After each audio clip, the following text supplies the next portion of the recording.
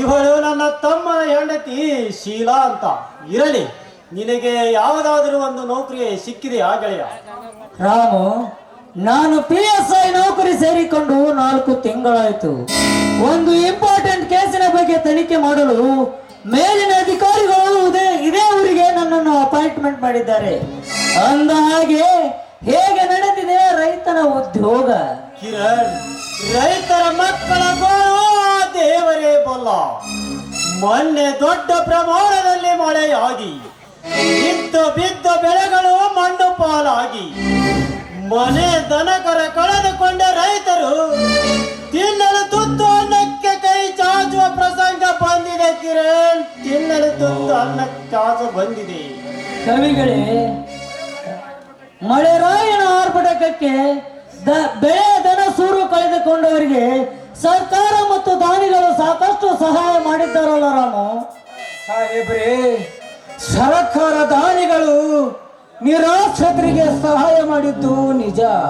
ಆದರೆ ರೈತರಿಗೆ ಸರ್ಕಾರದಿಂದ ಬಂದ ಅಕ್ಕಿ, ಜೋಳ, ರಾಗಿ ಇನ್ನಿತರ ಸಾಮಗ್ರಿಗಳು ಭ್ರಷ್ಟ ರಾಜಕಾರಿಗಳು ಸರ್ಕಾರ ಅಧಿಕಾರಿಗಳ ಕೈಯಲ್ಲಿ ಬಂದಾಗ 100ಕ್ಕೆ 50% ನಿರಾಶ್ರಿತರಿಗೆ ಹಂಚಿ ಮಿಕ್ಕಿದ್ದೆಲ್ಲವನ್ನು ಹಂಚಿಕೊಂಡು ತಮ್ಮ ಬಚ್ಚು ಬೆಳೆಸಿಕೊಂಡಿದ್ದಾರೆ.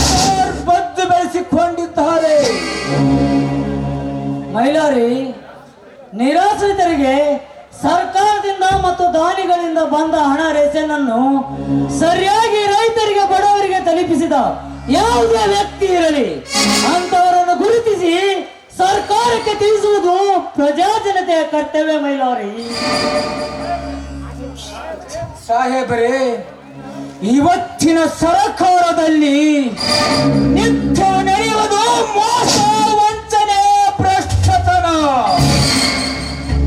ಒಬ್ಬ ರೈತನ ಮಗ ಹಳ್ಳಿಯಲ್ಲಿ ಹುಟ್ಟಿ ಹಳ್ಳಿಯಲ್ಲಿಯೇ ಚೆನ್ನಾಗಿ ವಿದ್ಯಾಭ್ಯಾಸ ಮಾಡಿ ರ್ಯಾಂಕಿನಲ್ಲಿ ಪಾಸ್ ಆದರೂ ಸರ್ಕಾರಿ ನೌಕರಿ ಮಾಡಲು ಲಂಚ ಕೇಳುತ್ತಾರೆ.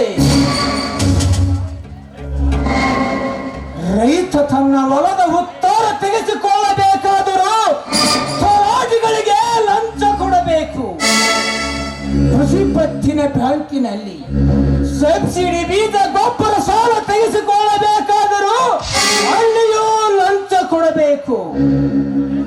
ಬಡ ರೈತನ ಹೆಂಡತಿಗೆ ಹೆರಿಗೆ ನೋವು ಬಂದು ಸರಕಾರಿ ಆಸ್ಪತ್ರೆಗೆ ಒಳಗೆ ಕರೆದುಕೊಂಡು ಹೋಗಬೇಕಾದರೆ ಅಲ್ಲಿಯೂ ಲಂಚ ಕೊಡಬೇಕು. ಸರಕಾರದಿಂದ ಬಂದ ಆಶ್ರಯ ಮನೆಯನ್ನು ಕಟ್ಟಿಸಿಕೊಡಬೇಕೆಂದರೆ ಗ್ರಾಮ ಪಂಚಾಯಿತಿ ಅಧ್ಯಕ್ಷರಿಗೆ, PDOಗಳಿಗೆ ಅಲ್ಲಿಯೂ ಲಂಚ ಕೊಡಬೇಕು. ಅನ್ಯಾಯ ಮಾಡುವ ಸರ್ಕಾರದ ಅಧಿಕಾರಿಗಳು ಲಂಚ ಕೇಳುತ್ತಾರೆ ಎಂದು ಪೊಲೀಸ್ ಸ್ಟೇಷನ್ಗೆ ಕಂಪ್ಲೇಂಟ್ ಕೊಡಲು ಹೋದರೆ ಅಲ್ಲಿಯೂ ಲಂಚ ಕೇಳುತ್ತಾರೆ. ಸಾಹೇಬ್ರೇ, ಲಂಚ ಲಂಚ ಎಂದು ರೈತರನ್ನು ಹರಿದು ತಿನ್ನುವ ಅಂತ ಸೂರ್ಯ ಮಕ್ಕಳನ್ನು ಸರಿಸಬೇಕು. ಒಂದಾಗಲೇ ರೈತನ ಬದುಕು ಹಸನಾಗುವುದು. ಇಲ್ಲವಾದರೆ ಈ ದೇಶದಲ್ಲಿ ಹಣ್ಣು ತಿನ್ನವರು ಹಣ್ಣು ತಿನ್ನುತ್ತಾರೆ, ಮಣ್ಣು ತಿನ್ನವರು ಮಣ್ಣು ತಿನ್ನಬೇಕಾಗುತ್ತದೆ ಸರ್, ಮಣ್ಣು ತಿನ್ನಬೇಕಾಗುತ್ತದೆ. ಕಿರಣ್, ನೀನೊಬ್ಬ ಸತ್ಯ, ನ್ಯಾಯ, ನೀತಿ ಈ ದಳದ ಚಕ್ರವನ್ನು ಎದೆಯ ಮೇಲೆ ಹತ್ತು ಹಾಕಿಸಿಕೊಂಡ ಸರ್ಕಾರದ ಸಿಂಹ ನೀನು. ರೈತರಿಗೆ ವಂಚಿಸಿ ಮೋಸದಿಂದ ಮಾಲನ್ನು ಖರೀದಿಸಿ ಹೊರ ದೇಶಕ್ಕೆ ಕೋಟಿ ರೂಪಾಯಿಗೆ ಮಾರುವ ಆ ದುಷ್ಟದ ಮಾಲೀಕರ ಹಿಡಿದು ರೈತರಿಗೆ ಮೋಸ ಮಾಡುವ ದಲಾಲಿ ಅಂಗಡಿಯವರೇ ಇರಲಿ, ಸರ್ಕಾರದ ಅಧಿಕಾರಿಗಳೇ ಇರಲಿ, ಅಂತವರ ಪಾಲಿಗೆ ಈ ಅವತಾರ ಪುರುಷರಾಗಿ ಅವರ ಅಟ್ಟಹಾಸವನ್ನು ಎತ್ತಿ ಹಾಕಿದಾಗಲೇ ಈ ರೈತನ ಮಗ ನೆಮ್ಮದಿಯಿಂದ ಬದುಕುವನು.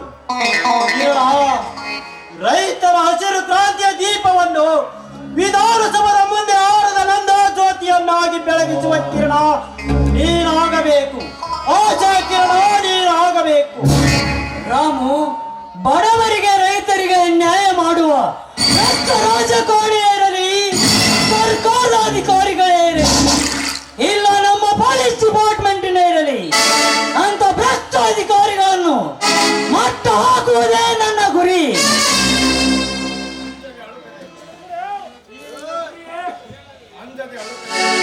ಈ ನಿನ್ನ ಗುರಿ ರೈತರ ಕಣ್ಣೀರು ಒರೆಸುವ ಮಂತ್ರವಾಗಬೇಕು. ಕಿರಣ, ಈ ಬಡವನ ಮನೆಯಲ್ಲಿ ಊಟ ಮಾಡಿಕೊಂಡು ಹೋಗಬೇಕು. ಗೆಳೆಯನ ಆಜ್ಞೆಯನ್ನು ಸ್ಥಿರವಾಗಿ ಪಾಲಿಸುತ್ತೇನೆ. ಹಾಂ ರಾಮು, ನಿನಗೇನಾದರೂ ಸಹಾಯ ಬೇಕಾದರೆ ನನಗೆ ಬಂದು ಭೇಟಿಯಾಗು. ಆಯ್ತು ಗೆಳೆಯ. ಸಾಹೇಬರೇ, ಈ ಬಡವರ ಮನೆ ನಿಮಗೆ ಊಟ ಸರಿ ಬರುತ್ತಿದೆಯಲ್ವೋ? ಮೈಲಾರಿ, ಶ್ರೀಮಂತರ ಮನೆ ನೋಟ ಚಂದ, ಬಡವರ ಮನೆ ಊಟ ಚಂದ ಎಂಬ ನಾನುಡಿಯಂತೆ ಯಾವತ್ತಿದ್ದರೂ ಬಡವರ ಮನೆ ಊಟ ಪಂಚಾಮೃತವಿದ್ದಂತೆ. ನಡಿ ಗೆಳೆಯ, ಊಟಕ್ಕೆ ಹೋಗೋಣ. ಹಾ, ನಡಿ ಗೆಳೆಯ, ಹೋಗೋಣ.